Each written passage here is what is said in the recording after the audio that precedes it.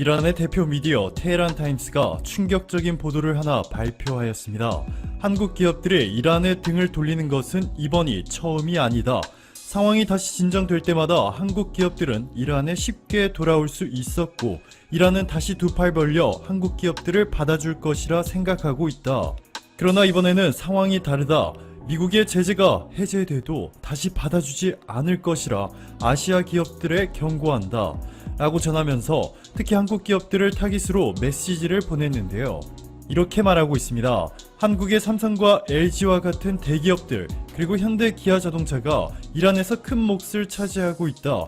이란 소비자들은 이 브랜드를 환영해 왔다. 이란 정부의 공식 자료에 따르면 한국 브랜드의 이란 가전 및 전자제품 시장의 평균 점유율은 30%를 넘고 있고, 일부 지역에서는 50%를 훨씬 웃돌기도 하였습니다. 한국 기업들은 이란 시장에서 철수하여 큰 손실을 입을 것이다. 네, 이런 식으로 이란 언론사들이 발표를 하자 이란이 삼성을 쫓아냈다는 식의 한국 기사들이 쏟아져 나왔고, 적지 않은 분들이 이란을 비난하기 시작하였습니다. 미국이 대이란 제재를 강화하면서 한국 기업들도 이란과 수출입뿐만 아니라 금융거래도 완전히 할 수 없게 되었고, 결국 삼성전자는 이란 현지에서 생산을 중단할 수밖에 없었죠. 한국 기업들의 이란 철수 소식에 이란 미디어 테헤란 타임스는 이란 고위 관리들이 반복적으로 말했듯이 우리를 공경에 빠뜨린 자들을 잊지 않을 것이다.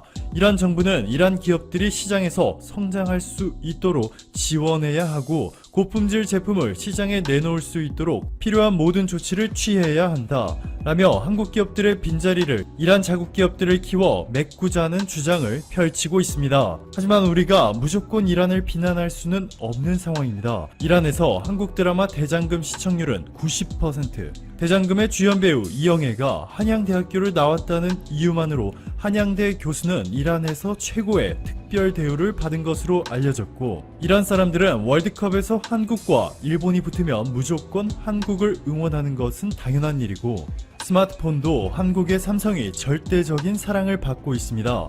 화웨이, 애플, 샤오미를 모두 합쳐도 비교조차 할 수 없을 정도로 높은 점유율을 갖고 있죠. 이렇게 한국과 한국 제품의 절대적인 신뢰와 사랑을 보냈던 이란이기에 이번 한국 기업들의 철수 결정에 상당히 서운해할 수 있습니다. 그렇다고 한국 입장에서는 이란과 외교 관계를 유지하기 위해 미국의 대이란 제재를 완전히 무시하고 이란과 계속해서 정상적인 무역 활동을 하는 것은 또 불가능하죠. GDP 500조 원의 이란을 위해 이경 4,700조 원의 GDP를 보유한 미국이라는 시장을 포기할 수는 없으니까 말이죠. 사실 이란이 한국에 본격적으로 삐지기 시작한 시점은 삼성전자가 이란 내 갤럭시 스토어에서 유료 앱 서비스를 중단시켰을 때부터입니다. 다음 달부터는 무료 앱들도 더 이상 이란 내에서 다운받지 못하게 될 것으로 알려졌는데요. 이란의 나나카르 국장은 삼성전자의 서비스 제한으로 이란의 앱 개발자들이 엄청난 어려움을 겪고 있다 면서 삼성전자가 마음을 바꾸지 않으면 중국의 화웨이나 샤오미와 협력을 강화할 것이라 전했습니다. 여기에 세이드 아바스 무사비 이란 외무부 대변인은 자신의 트위터에 삼성전자의 이란 내 매장 간판을 철거해버리는 사진 한 장을 게재해 충격을 주었는데, 삼성전자의 간판을 철거한 후에 삼전자 라고 적힌 간판을 새로 단 것으로 확인되었습니다. 삼전자는 이란 내에서 삼성전자 제품 유통과 조립, 애프터 서비스까지 대행한 이란 회사인데요. 조만간 삼성의 제품들을 새로운 브랜드로 대체할 것이라고까지 밝힌 것으로, 자, 그런데 이러지도 못하고 저러지도 못하는 이렇게 답이 없는 상황에서 한국 정부가 기가 막힌 해법을 제시하였습니다. 미국의 대이란 제재에도 저촉되지 않으면서 동시에 이란과 무역을 가능하게 하여 지금 상당히 삐져있는 이란의 마음을 다시 돌릴 수도 있게 될 전망입니다. 한국 기업들이 이란과 거래를 하는 대신 은행이 보증인 역할을 하는 동시에 거래 정보를 미국의 재무부에 상세하게 공개한다는 것이죠. 미국도 이러한 한국의 제안에 찬성할 가능성이 매우 높은 것이, 이미 스위스가 비슷한 방법으로 미국과 조율을 마치고 이란과 실제 거래를 하고 있기 때문이죠. 스위스 정부가 밝힌 자료에 따르면 스위스 기업들이 이란과 거래를 하는데 제재 위반에 해당되는 거래가 없음을 스위스 은행이 보증하는 동시에 거래 내역을 미국 재무부에 제공하기로 하였고, 이를 통해 실제로 255만 달러 상당의 스위스 약품을 이란에 수출하였다 밝혔습니다. 한국은 미국과 신속하게 조율을 진행 중인 동시에 이란에 한국의 실무 대표단을 이미 파견하여 관련 문제를 논의하였는데, 최근 이란이 미국의 제재가 영원하지 않을 것이기 때문에 한국과 민간 차원의 교류는 계속되어야 한다 라고까지 전한 것을 고려한다면 사실상 이미 대한민국의 외교력이 빛을 발휘해 고비를 넘겼다고 평가할 수 있습니다. 안녕하세요. 상식이 돈이 되는 지식소클 크리스티입니다.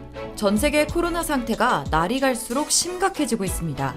이제 누적 사망자가 80만 명을 돌파했고 누적 확진자 수는 2,300만 명을 넘어섰죠. 게다가 스웨덴에서는 집단 면역을 시도하다 5만 1,405명이 사망하면서 151년 만에 최다 사망자를 기록하는 참혹한 대가를 치르기도 했습니다. 하지만 더 심각한 문제는 세계 1위인 미국입니다. 현재 미국의 누적 확진자와 사망자 수도 전 세계 1위를 차지하고 있거든요. 미국의 상황이 전 세계적으로 제일 좋지 않은데도 트럼프 대통령은 미국은 그 어떤 나라보다 코로나 대응을 잘 하고 있다고 주장합니다. 게다가 지난달 28일 미국 방송 엑시오스의 조너선 스완 기자와의 인터뷰에서 한국이 미국보다 잘하고 있다는 지적에 한국의 코로나19 통계를 믿을 수 없다는 식으로 발끈했는데요. 코로나 사태 속 전 세계에서 가장 성공적으로 방역을 실시한 나라로 평가받고 많은 나라의 모델이 되던 한국에서 약 170일 만에 코로나 신규 확진자 수 최고치를 기록하고 다시 코로나 바이러스가 재확산하면서 사회적 거리두기 2단계를 실시하자 트럼프 대통령은 기다렸다는 듯이 최근 한국에 큰 발병이 나타났다. 한국도 끝났다라며 자신의 책임론을 회피하고 한국 깎아내리기에만 몰두하고 있습니다. 물론 한국의 상황이 다시 나빠진 것은 사실이지만 미국과 한국의 확진자 차이는 무려 209배나 차이가 나고 인구 대비 사망자 비율도 80배 이상일 정도로 엄청난 차이가 나는데요. 그걸 알고 있음에도 트럼프 대통령은 한국은 끝났다라며 이틀 연속 한국을 내리깔고 있는 거죠. 하지만 미국의 언론은 트럼프 대통령과 다르게 한국의 상황을 바라보고 있습니다. 코로나와의 전쟁에서 기준은 미국이 아니라 한국이기 때문에 한국에서 코로나가 재유행되는 것은 세계적인 후퇴다라며 한국마저 무너지면 전 세계에 희망이 없다는 식으로 얘기하는데요. 그렇다면 과연 트럼프의 생각처럼 정말 한국은 끝난 걸까요? 그리고 또 다른 정상적인 나라들도 트럼프와 똑같은 생각을 하고 있을까요? 영상 시작 전 좋아요와 구독하기 부탁드립니다. 우리의 보건기구는 한국의 질병관리본부로부터 시스템 운영 측면을 배울 것이다.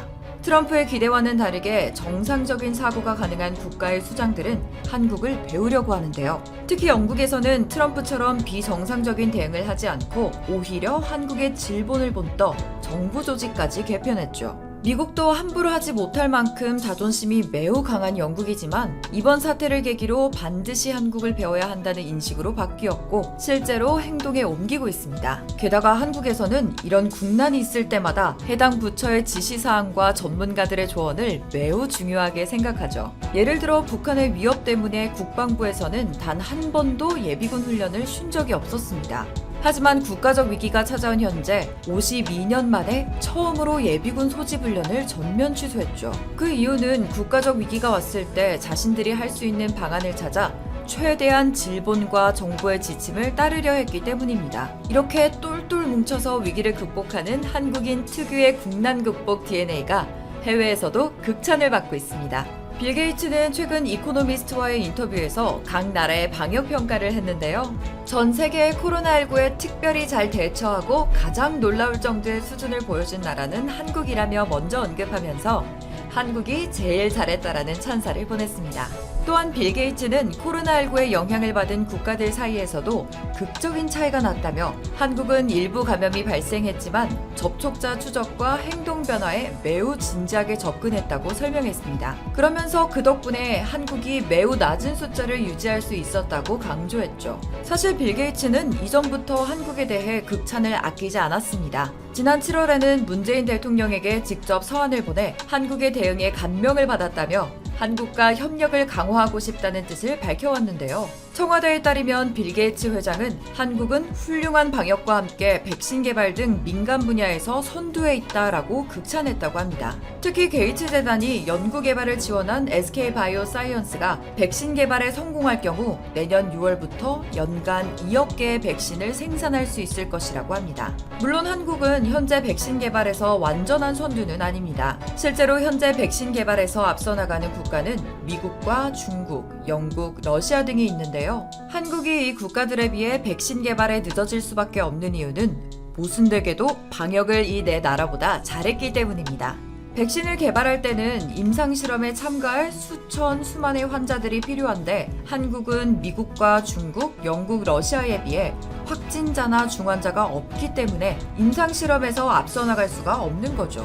그럼에도 불구하고 한국의 백신 치료제 개발은 빌 게이츠가 봐도 앞서 나가고 있다 느낄 정도라고 하는데요. 왜냐하면 한국은 세계 최초 사가 세포배양 독감 백신인 스카이셀플루 사가, 세계 두 번째 대상포진 백신 스카이 조스터, 국내에서 두 번째로 개발한 수두 백신 스카이 바리셀라 등을 보유하고 있기 때문입니다. 게다가 최근에는 보건복지부와 SK 바이오사이언스, 글로벌 제약사 아스트라제네카가 코로나19 백신 공급을 위한 위탁 생산 계약을 체결하면서 코로나19 백신 후보 물질인 AGD1222의 국내 및 글로벌 공급을 위한 3자 협력 의향서에 합의까지 이뤄냈습니다. AGD1222는 세계보건기구가 발표한 코로나19 백신 후보군 가운데 가장 빨리 임상 3상에 진입한 물질이기 때문에 임상에 성공할 경우 대규모 생산이 가능해 SK 바이오사이언스가 제2의 시젠이 될 수 있다는 평가까지 나오고 있는데요. 그렇게 여기에서 SK 바이오사이언스가 자체적인 코로나19 백신 개발까지 성공하면 엄청난 가치를 갖게 됩니다.